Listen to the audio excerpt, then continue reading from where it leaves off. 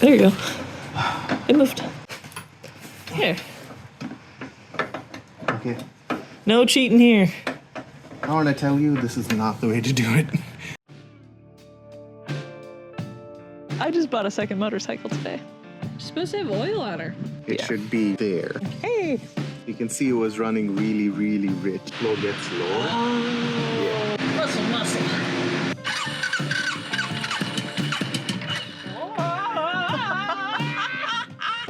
This is the big axle nut. This is like a retaining nut. If you look closely, here is a cam. You know how in Rushme you have two Allen heads that tighten your chain? Yeah.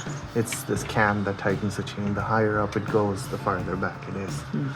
So it's always good to mark it to the tab. It's already marked. Okay. So when you put it back, you can put it back to the exact same. Yes. So this hub mates to the sprocket hub. So when we pull this out, we can actually examine the sprocket. But if you see through here, the teeth, they look nice. They don't look worn or anything, so you won't need a new sprocket. This hole is where you stick a small screwdriver in to hold it in place. Just shove that in there. Cool. Yeah. It's also good to note that the brake adjustment lever has this marker between O and S. So right there. Okay. And the first thing you want to do is pull out the brake nut. This is the rear brake, so when this actuates, it pushes the shoes out inside the drum, and that's how drum brakes typically work. Okay. So we'll pull this out, put it out, and we can pull this one, then we have to pull these two nuts out, and then we can see how it goes. But so the big black bracket goes to the frame. Yes, it goes to the rear swing arm. But that goes and stays on the bike. Yes, it stays on the bike. Yeah. And the sprocket goes with the wheel, or does the sprocket stay on the bike? The sprocket will stay here. Okay. Because it's just, once I pull it out, I'll show you. It's just connected to the hub. Okay, this one was hand tight. It just came out. Okay. I'm in danger! One thing that I typically do whenever I build anything, like bike, car, it doesn't matter. Yeah. When you put a bolt in and you tighten it and you torque it to spec, use a marker and just put a line on it. Yeah. Like blue, white, it doesn't matter what color. That means it was torqued to spec. It's done. You don't have to touch it again. Oh, that's interesting. That's just like a piece of metal that's wedged in there. Yeah, it's a cotter pin. Oh. So that the vibration doesn't roll the spec out. Some people wedge a tiny screwdriver and pull it, or you could use dikes and just pull the thing out. I like the dike method. Worst case, you cut it and then you can pull the pieces out. This thing is cammed. Like, see this? It's cammed and this side is cut. If you're not careful, this thing at least is pinned, which is nice. So you basically have to keep spinning it. Typically, you can hold pressure on this thing if you're stronger. And then pull this out. I usually turn it till it becomes loose. Then I add pressure in there.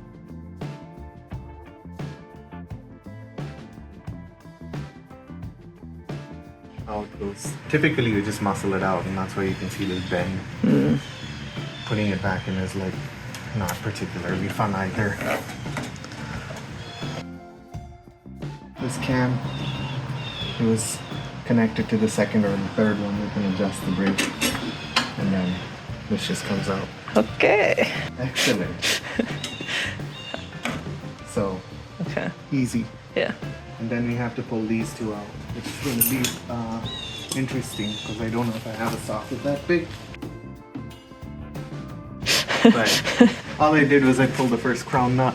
So if this doesn't break loose, then you might have to just pick up a socket. Might be a socket. Do you need me to hold the screwdriver on the other side? Yeah. Okay. All right. There you go. You're making it. You're doing it though. Oh, really? It's just slow. Yeah.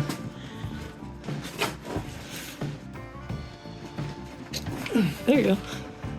It moved. Don't hold your breath. Breathe. Here. Okay. No cheating here. I want to tell you, this is not the way to do it. Use a socket. If you don't have steady hands, you're definitely going to strip this knot, and then here,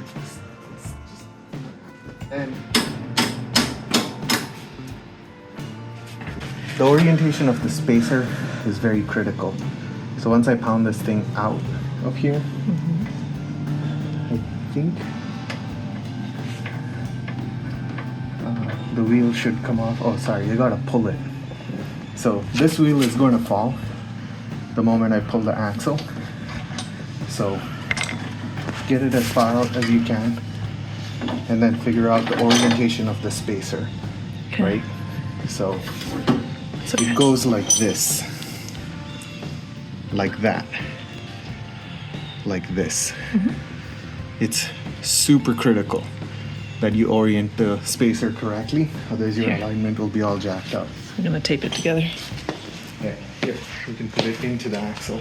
And then pull the whole wheel of Honestly, we kind of should clean the chain anyway. Like, so it just needs to move forward, right? Yeah, like it has to come off this track and then rotate. Which I think I should put it back on this thing. Hold on, Sarah.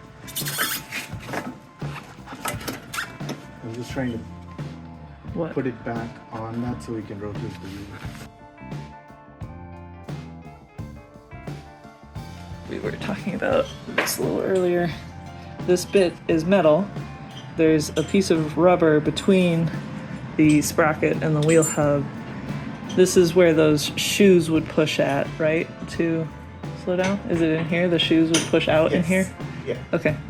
This line is a piece of metal that's attached to this sprocket that's seated inside the rubber. Yes. Right behind it. Basically. It's just It's you just- can pick up the whole thing holding on to this. So it's in there good. Yeah. So it could come out, and that's the wheel bearing. Yeah.